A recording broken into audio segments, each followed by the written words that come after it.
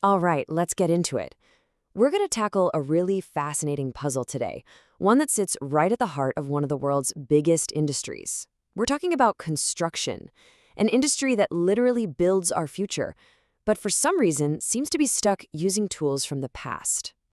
I mean, just think about that question for a second. It's kind of wild, right? We have AI that can write poetry and cars that can drive themselves, yet these massive, multi-billion-dollar construction projects are being managed with methods that were invented when black and white TV was the hot new thing. So, what is the deal? And here's where it gets juicy. According to the research, the answer isn't just, oh, they're set in their ways. No. It's a secret, an uncomfortable one that has huge consequences for whether a project gets done on time or spirals into chaos. So let's not waste any time. We're diving straight into Section 1 to uncover this secret, because once you understand it, everything else starts to make sense. Okay, so the first clue is a real shocker. These classic tools, you've probably heard of them, CPM, the critical path method, and PERT, they haven't stuck around for 70 years because they're great at helping us build things better or faster. Their survival has almost nothing to do with actually improving performance on the ground. And there it is. That's the secret. It's not about building, it's about blame. These tools have become the essential plumbing for figuring out who's at fault, who's going to get sued, and ultimately who has to pay up when things inevitably go wrong. To really get a feel for how deep this problem goes, we need to hop in a time machine. We have to understand the world these tools were born into.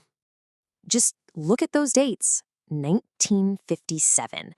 That is ancient history in technology terms. It's from the dawn in the space race. The fact that this is still the go-to tool for managing incredibly complex modern projects is, well, it's pretty mind-boggling. And this slide just lays the problem out perfectly. CPM was designed for a simple, linear world, a waterfall world, where task A finishes, then task B starts. But that's not how we build today.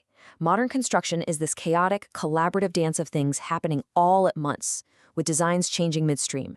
It's a total mismatch. It's like trying to use a rotary phone to send a text message. Okay, so this brings us to the core of the whole argument. If this tool is such a terrible fit for the job, why in the world is it still everywhere? This is where that uncomfortable secret gets really sharp. It's the multi-billion-dollar question, isn't it? If it's not actually helping the people on site manage the work, then it must be doing something incredibly valuable for someone else. And here's your answer. An entire cottage industry, a huge one actually, has grown up around CPM. Lawyers, consultants, analysts.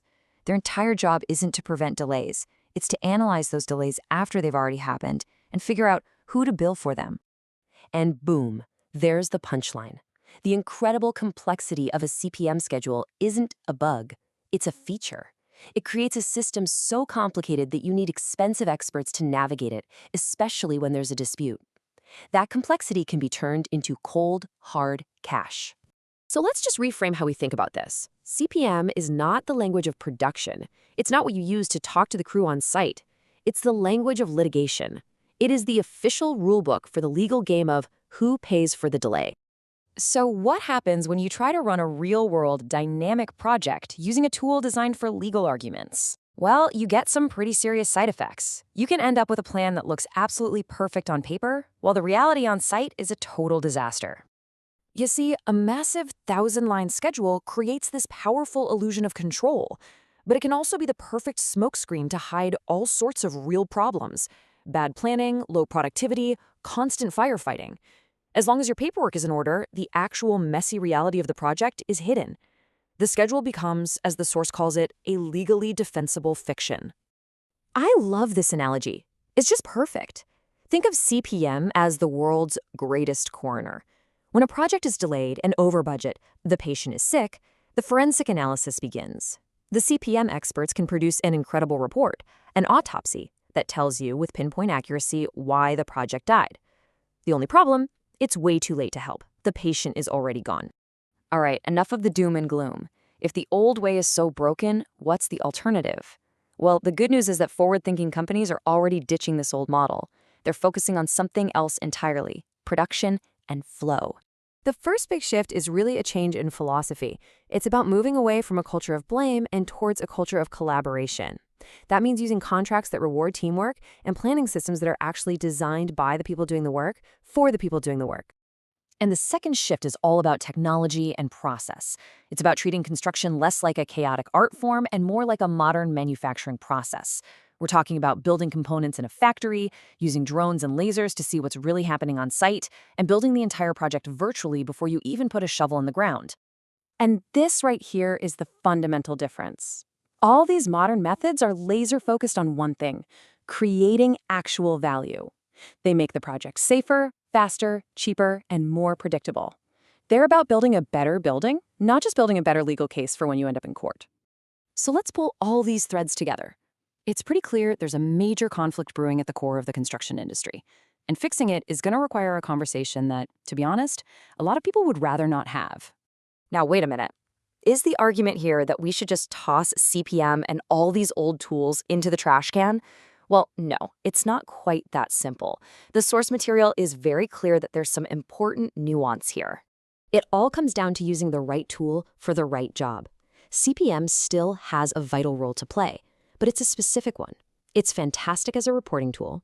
It's essential for contract compliance, for that after-the-fact forensic analysis.